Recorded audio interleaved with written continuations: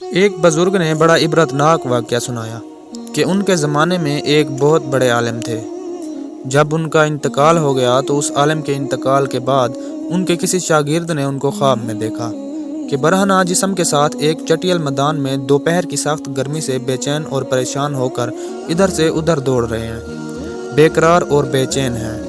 اس شاگرد نے ان سے پوچھا کہ حضرت، آپ نے تو ساری زندگی اطاعت و عبادت اور خدمت دین میں گزاری، مخلوق کی اصلاح اور تربیت میں گزاری، کیا ان میں سے کوئی عبادت قبول نہیں ہوئی؟ انہوں نے جواب میں ارشاد فرمایا، ایسا نہیں ہے، بلکہ اللہ تعالیٰ نے جن اعمال صالحہ کی توفیق دی تھی وہ سب قبول ہو گئے ہیں، لیکن جس عذاب میں مبتلا ہوں وہ ایک سوئی کی وجہ سے ہو رہا ہے۔ شاگرد نے پوچھا، وہ کیسے؟ انہوں نے جواب دیا کہ انتقال سے چند روز پہلے میں اپنا کپڑا سینے کے لیے ایک پڑوسی سے سوئی مانگ لایا تھا، اور پھر کپڑا سی کر سوئی الماری میں رکھ دی اور واپس کرنا یاد نہ رہا، اور اس کے بعد میرا انتقال ہو گیا۔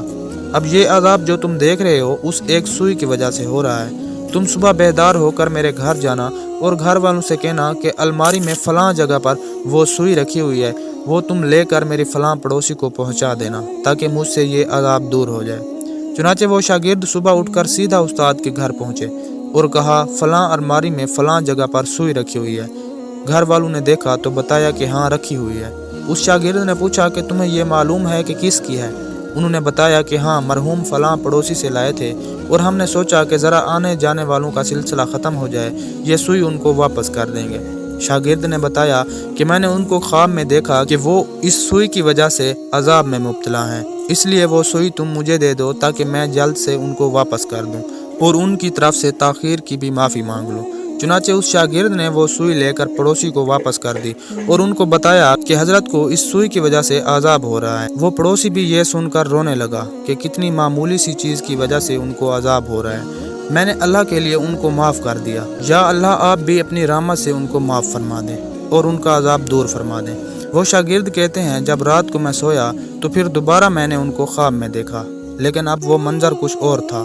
اب حضرت ایک خوبصورت اور سرسبز شاداب و باغ کے بیچوں بیچ ایک مسہری پر آرام فرما رہے ہیں۔ چاروں طرف خدام موجود ہیں، پھلوں اور پھولوں کے درخت لگے ہوئے ہیں، ٹھنڈی ٹھنڈی ہوائیں چل رہی ہیں۔ میں نے قریب جا کر ان کو سلام کیا اور پوچھا کہ اب کیا حال ہے؟